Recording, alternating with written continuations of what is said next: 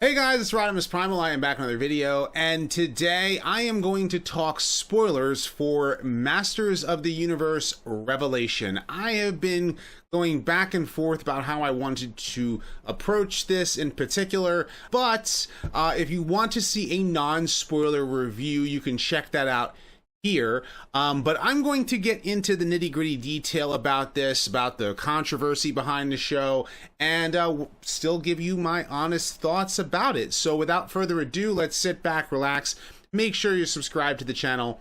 Let's transform, roll out.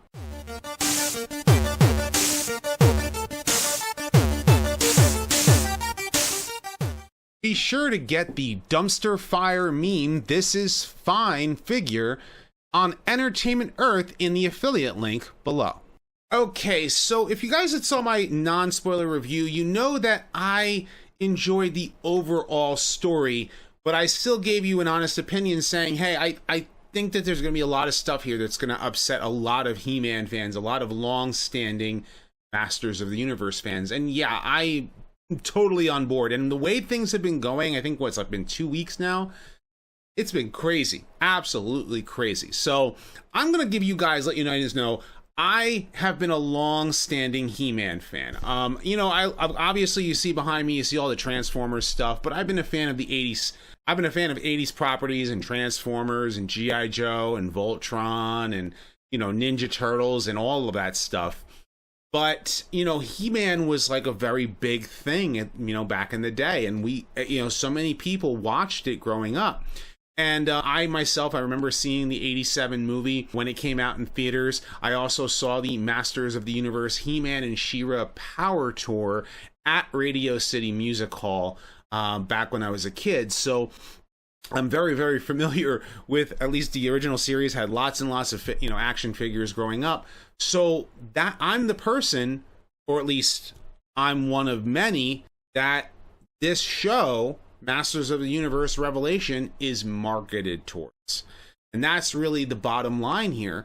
And I've seen a lot of people out there, they've been giving their opinions. People are like, I haven't even seen the show, to the people who are like, I was never a He-Man fan and I watched it and I hated it. And the same people say I loved it. I'm kind of like, well, I can, you know, you have your opinion, but understand the people who have been the long-standing fans, the ones who this show was marketed towards to begin with, and why they're upset. And yet at the same time, it's a good idea to take it objectively and watch it as a whole and say, hey, was this really good? Well, again, from my original review, there are the things that I liked about the show, and there are things that I hated about the show. And upon further viewings and watching it with my wife, and you know, I only saw the first episode with my kids. Because my kids have been going around, like I said, we've been watching the original series quite a bit. We've got this going on here. Let's say, by the power of grace. I have the power. So yeah, you know, having my kids absolutely love the franchise, we watched the first episode together, and I came to the realization that I could not let them watch the rest of it. My daughter was for a while going, is He-Man going to be okay? Is He-Man going to be okay? Yeah, because He-Man dies. Episode 1. And she was horrified. I mean, her look on her face when Moss Man was immolated was like, I didn't know what to do. You know, it was almost like Optimus Prime dying, you know, in Transformers the movie, which is not the same thing. But we're seeing this from a standpoint of, you know, this is being marketed towards the adults. So the adults themselves are the ones that are going like, yeah, I want to get back into He-Man again. I want to see, you know, He-Man in action and fighting the forces of Skeletor and, you know, doing everything. And yeah, that first episode gives you that. I'll give you that. You know, you have Skeletor and tries to invade Castle Grayskull, a la the 1987 film. And he sneaks in, and that's how he gets in. And he ends up, you know, almost overwhelming the Sorceress, who, of course, you know, contacts Adam during Teela is getting promoted to be the next Man-at-Arms, which, of course, it's a title, right? And so what does she do? She's, first of all, during her whole introduction, she's not that nice of a person, at least in this particular show. In the original show, she was kind, she was caring, yes. She was headstrong and she would jump into things, but she was a capable warrior. She was fighting alongside He-Man. She wasn't as strong as He-Man, but, you know, she was just as capable as a lot of the other masters were, and she was captain of the guard, always was captain of the guard, right? So she's getting knighted man-at-arms, and, of course, get the call to face off against Skeletor in a climactic battle. And this climactic battle is the final battle, which again is another callback to the 1987 film. The Sorceress in her shielding is very, again, reminiscent to the 1987 film. It almost seems that they were trying to take the plot from that to try to apply to Skeletor fighting He-Man here, except they wanted to make sure they incorporated the 1980 the Filmation cartoon. And He-Man arrives and he's fighting off against Skeletor. Mossman comes in. Mossman gets incinerated, right? And it's horrifying, really, like, to see it happen on screen. And but I mean, it was one of that death in particular was more shock than the rest of the deaths were, because the rest of the deaths actually, in my opinion, had a little bit more meaning, and I don't necessarily think the rest of them are permanent deaths. But He-Man, is facing off against Skeletor, stabs him, and which is something that he never ever did before, and in doing so unlocks the secret of Grayskull, and ends up trying to smash the orb, which is going to cause the end of the universe. So what does He-Man do? He uses the Sword of Power to absorb the blast, but it splits the sword in two, turning him back into Prince Adam in front of Skeletor, in front of Evil Lyn, in front of all the Palace Guard, in front of Teela, and both he and Skeletor disappear in a blast, which they're dead, right? So Teela, not so happy about it, but then finding out that He-Man had died in the final battle, Randor, in a fit of rage, of course, ends up finding out that Adam and He-Man are one and the same. Marlena already knew, and he banishes Duncan. Horrible, right?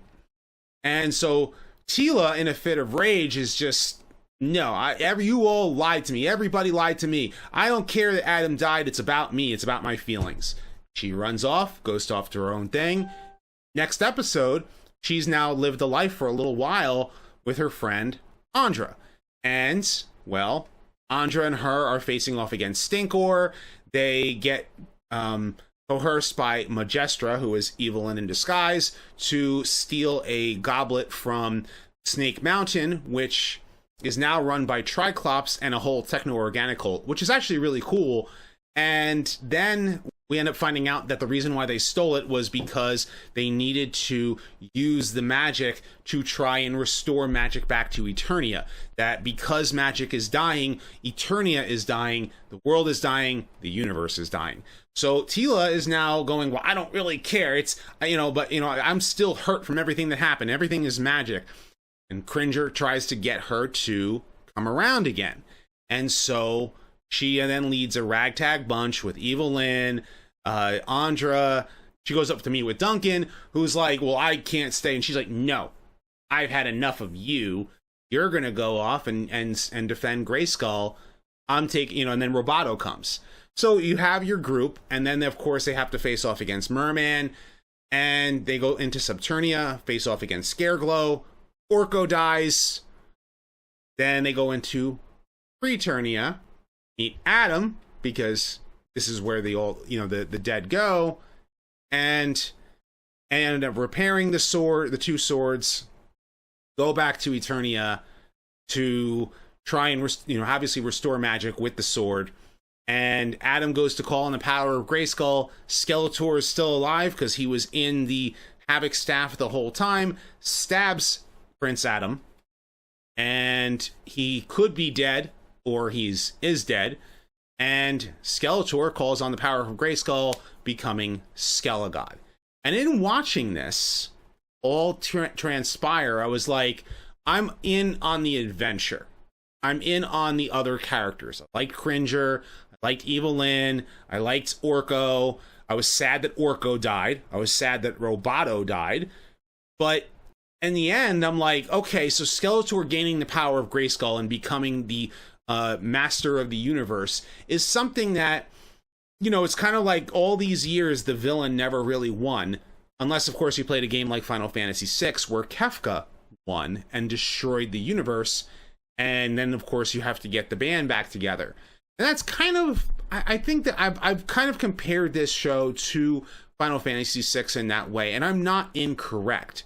I do think that some of the deaths were over the top. But the problem with this show is a couple of things. First and foremost, the animation I absolutely enjoyed. Even though it was very choppy in some places, the art style itself was pretty cool. There were a couple of shots, especially like in Subternia, and certain character movements that just the colors were a little off, or you can see the anchor points in the pen. I was like, I can see that. But when I watched the show as a whole again, I was like, all right, I want to like it still, but some of the things that I disliked, I really hated. First and foremost, from a show running standpoint, the people who are in charge of Masters of the Universe, they're trying to obviously craft a story where the franchise moves forward, but man, they really did a number on, you know, fans' expectations. Because what ended up happening, and I'm going to bring this up, this tweet, is Kevin Smith, as the, you know, the showrunner, responded to a YouTube channel who is a husband and wife team known as Clownfish TV. And the Clownfish TV, they actually do have some insiders who they are friends with, and they might have gotten some like offhand information to you know, say like, this is kind of where the show is going. And so Clownfish is like, okay, well, this is what it sounds like. It sounds like that Kevin Smith's He-Man series, it's from an alleged insider, is that Teela is a better He-Man than Adam, steps aside to let her and her girlfriend take over hero duties. If true, this won't play well. So Kevin Smith responds, as a showrunner, I could have used these story suggestions before we locked in the scripts. However, no, He-Man does no stepping aside, and Teela has no girlfriend in our show. The story is pretty dark and way metal. Before Revelation, we're calling it End of the Universe.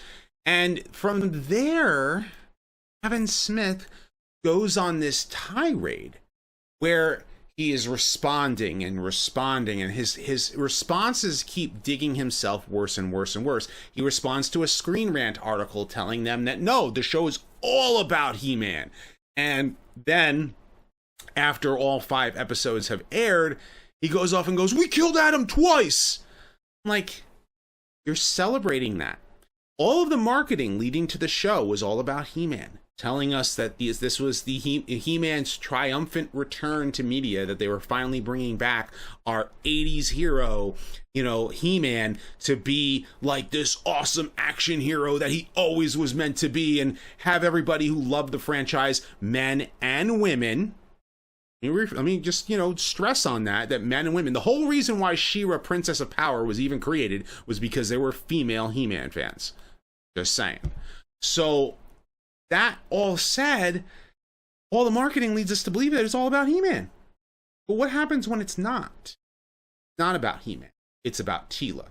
Even before Adam transforms into He-Man in the first moments, Teela is the center of attention. She's getting the ceremony for Man-at-Arms. She's the one who's like, oh, I should, you know, you should have told the captain of guard this, or I would have called in an airstrike. That's kind of like weird thing to say. You know, then, you know, here she is coming in and tells her father that she can't hug him, but Duncan and her hugged all the time. It doesn't make any sense. You know, Orco is still doing the practical jokes. Cringer's still afraid of everything. Great, fantastic. We're kind of getting that return to form, right, in that first few minutes. But here she is, and she's just, you know, then she's telling Adam, like, finally they're going to see me for being what I can be. Like, you always were. Like, Adam even says it to her. Like, Adam the whole time to Teela is telling her, you've always been accepted. You've always been exceptional. But she doesn't take it that way. She's like, I have to show you all, right? And she has this attitude about her. And even in her leaving, you know, she takes the tiara down and her hair goes down. And when her hair went down, I was like, I like the hair down. I wish she kind of kept that look.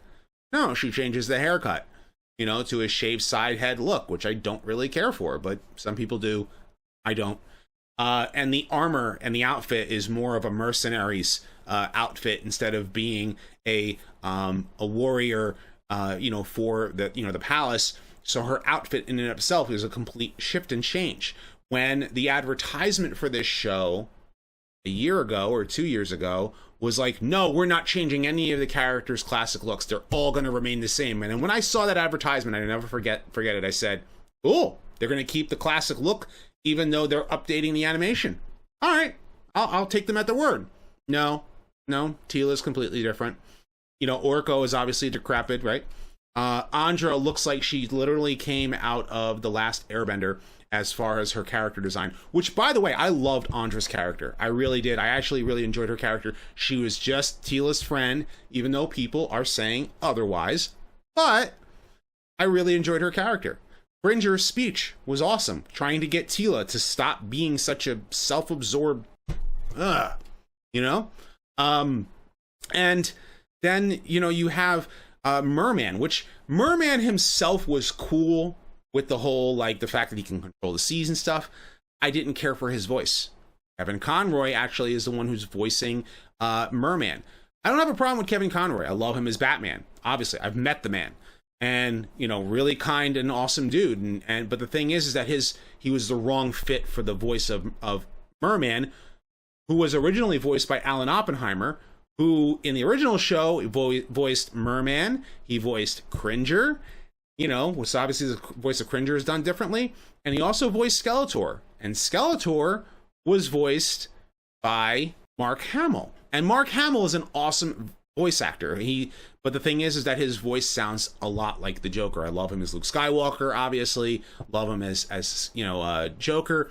But as Skeletor, I can't separate that voice. It was too much difference. And I thought it was kind of funny in episode 3 when they were like, you know, we formed this unholy alliance. So literally that line right there was like Batman and the Joker have teamed up. And that was literally what that line was like. And I'm wondering if that was kind of on purpose. But they go into Subternia and they have to face their fears. And when they face their fears, they see Scareglow. And I gotta say, Scareglow was awesome. Seeing him on screen, the whole glowing effect and everything, Tony Todd voicing him was awesome. And he almost beat the heroes, right? Except for when suddenly, you know, Tila just magically is able to just, no, I'm going to conquer my fears, and grabs the sword out of nowhere and then says, I'm your worst nightmare. And then she gets like these blue lines. Now they're alluding to in the show, if you're not familiar with He-Man lore, is that Tila is the daughter of the Sorceress. The Sorceress, she is supposed to become the next Sorceress. So her being this like battle-hardened, you know, doesn't get along with anybody kind of warrior, kind of goes different to her personality in a lot of ways. And, you know, that whole I'm your worst nightmare kind of thing was just like, it didn't feel right. It felt like off-putting in the way that she delivered it. And it's, again, another thing that I don't care about Tila's character through this whole quest. I liked Evil Lynn's journey, you know, as they were traveling along, you know, here she's kind of being her classic Evil Lynn self, you know, disguising herself, and then, you know, going and insulting the Sorceress, and then in Subternia having a talk with Orco. And her conversation with Orco was really heartfelt. But when she was on the boat before meeting up with Merman, her and, you know, Tila sit there and talk about He-Man and Skeletor, about how they're always talking about them. And it's like, here we have these two characters who don't know how to live their lives without He-Man and Skeletor in their lives. And neither one of them seem to be able to get past that and actually grow past having He-Man and Skeletor around, which, think about it, it's like kind of this whole show is having a hard time catching a footing without He-Man and Skeletor, if you know what I mean. And again, I did like the ensemble cast of it, but then of course having Orco die was like, how are we killing off Orco? And again, with this whole controversy, Kevin Smith celebrated it. He's like, I killed Orco. Like he's celebrating it. It's like, but he was like the kid connection character. Yeah, he was like, okay, well, if you screw up, you can still, you know, kind of redeem yourself. And which is kind of where they were going with it with the character. And I did like that, but it didn't make sense for the fact that in Trala, which is where Orco is from, he would say things like, you know, everyone knows him there as Orco the Great. Well, he's not Orco the Great here, right? So he's always a screw up. His parents never saw him as a screw up. In fact, his family loved him. What about, Driel? What about her? You know, like the fact that those two characters had a deep, interaction. I'm curious if Orco, in his sacrifice, actually got transported to another dimension. And if he did, I'd be very, very happy about that, not killing the character off, because the character doesn't deserve to die like that, but making us feel before you pluck the character from us, but having the character have a triumphant return would be a good thing. Roboto died putting the sword back together. And as we also meet the pantheon of previous champions. Now, one of the things that was changed was who King Grayskull was. If you follow the 2002 cartoon, which I loved the 2002 cartoon, I thought it was awesome, and I think it was canceled before its time. They introduced the concept of King Grayskull, who was the originator of what the castle is named after, and he is actually a direct ancestor to He-Man. The others are other champions, and they also had, the previous sorceress before Tila Na, who is Tila's mother, but they're all there, and for some reason they made her a joke, which was kind of silly in that respect, where she couldn't even speak English. She's speaking another language, and it's like, but that's not who she was able to. Okay, so it is what it is. They're obviously making lots and lots of changes, taking lots of liberties, and I'm along for the adventure. But then Adam and Tila have, first of all, they're on these discs where that's very reminiscent of the 87 movie as they're chasing the Pantheon. And Adam, for some reason, is not He-Man there. Instead, he's just as Adam, because he feels that is his better self. And he goes to have a conversation with Tila, and she doesn't take it very well. She's just like brushing him off. And I'm like, man, you are so self-absorbed. I couldn't even yell at you, and it's like, but I died.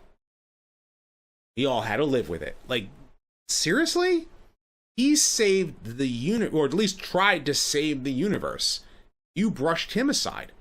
Like, that goes and tells me that as a character, you've weakened her character. You've taken too much from her character and who she's supposed, or not at least who she's supposed to be, but who she has been historically in the franchise. And instead, you've given us something that just, man, I felt so wrong about that. But when he decides to heroically return to Castle Grayskull to restore the sword, and Duncan is there defending it against the cult. And Duncan in action. Now, first of all, let me talk about Man-at-Arms here. Man-at-Arms was awesome in this. First of all, he comes in and he's like, they have the flashback where he's like underwater and he saves He-Man and Tila. And then there is the scene where first of all, when he fights off the cult again, when Tila and Andra first meet him, and then of course you have him facing off against them again at the end at Castle Grayskull, and he's awesome. He's got missile launchers and stuff. It was so cool to see him in action. It's like, okay, well, if you didn't do Duncan right, can you do He-Man right? Can you make the other characters right? So like seeing Adam like get stabbed was like, okay, I want to see where this goes. I want to see part 2. And this is where all those mixed emotions come into play. Seeing Skeletor raise the sword, become the Skelegod, as he's called in the toy line, becoming master of the universe, was awesome to see happen on screen, because it's something, again, he has done again in the 87 movie. He became gold, all gold. And it left me wanting to see part 2. I've got all this other stuff that just happened in this story where I'm like, I don't think that you're going to be able to resolve these plot points in a meaningful manner, because you have, first of all, Adam is injured, could be dead. Is someone else going to end up taking up the sword, which would be terrible, especially from a toy selling perspective? Come on, Mattel is the one who's financing this show. And you've got a character who became the protagonist of this series when it was billed to be about He-Man, and ended up being true that Teela takes over hero duties. Let's be real here. Clownfish was not incorrect in this. They were speculating, yes, she has a friend named Andra, but yes, she became the hero, which is very reminiscent to an episode teaming up with Evelyn in the episode Witch and the Warrior. But Teela in that story learned how to be a better hero in that story. Remember? Oh yeah, you don't. So this is where the exacerbating problem comes in. Teela as a main character, I can't stand her. I can't. She's self-absorbed. And it's not just me. My wife has had these same comments. She and I were actually going to do a video together. We actually recorded a video, but for whatever reason, my microphone and audio issues we were having, trying to get her to record, because my wife is very soft-spoken, except for when she gets angry. And she was getting pretty angry at some points during that review. She was giving off, saying, how does Teela act like this? She's so angry at how they portrayed Teela in this show. And I wonder if she is going to end up being redeemable to become her destiny, which is supposed to be the next Sorceress. Will Adam remain He-Man? We got to find out, because part 2 is coming. And I'm eager to see part 2 because I want to see how they finish it. And then I can judge the entirety of all 10 episodes based upon its merits. But based on what I saw, I'm torn. I'm completely, totally torn. I enjoyed the adventure. I want to see part 2, but I hate how these characters have been portrayed. Randor and Teela are basically completely different than what their characters are supposed to be like. And the thing is that this show is billed as a continuation, even though they can't legally call it that, right? They can't legally call it because Universal owns the rights to the Filmation cartoon. So this is a spiritual sequel, but I'm aggravated at this. Because I wanted a good He-Man revival, and I want to see He-Man in action, and I didn't like the idea that his secret identity was completely outed, like episode 1. But, man, just I feel for the fans. I feel for you guys. And I think that if the fans are this vocal about it, that toy sales might go down. People might cancel their subscriptions to Netflix. Which is exactly it's the only way that Netflix makes any response, is canceled subscriptions to Netflix, or tuning out in the middle of a show and then canceling your Netflix subscription over things like that. Those are the only things that Netflix responds to. They don't care that you're upset about the show. They made this show to make you upset. Quite literally, they marketed to get you on board to watch a He-Man show that wasn't about He-Man. But He-Man, when he was on screen, was awesome. Will he come back? Don't know. And I've ranted on for a little while, but I needed to get my thoughts out about this. And I know a lot of people have said, oh, Kevin Smith didn't lie. No, he did lie. He absolutely did lie. And he's making it worse by keeping on going on and insulting fans the way that he is. But he may yet deliver an awesome part 2. I'm willing to give him that chance. That, hey, you marketed it towards this way. I'm willing to give you the chance, knowing that you're trying to change this trajectory of the franchise. But I'm going to go in with this cautious, not so optimistic view on how part 2 is going to end up. And if part 2 ends up completely taking away Adam as He-Man from it, I'm done. Completely done. But I wonder what you guys think. Did you guys see Masters of the Universe Revelation? Do you think this show was actually really good? And are you eager to see part 2? And are you upset about some of the changes that they made? Or did you absolutely abhor it? Of course, leave your thoughts in the comment section below. Be sure to thumbs up this video and subscribe. Check out my other videos as well. I'm going to be taking a break from He-Man for a little while. And I'm going to shift gears on this channel. I'm going to maybe do another Godzilla review, maybe talk some other movies and what have you, and other geek-related stuff on this channel, so you can expect to see more of that. You can also expect to see more on my main channel as I do more Transformers discussions, retrospectives, and what have you as well, and all those links will be in the description, so stay tuned for all of that. And as always, guys, Until next time, till all are one.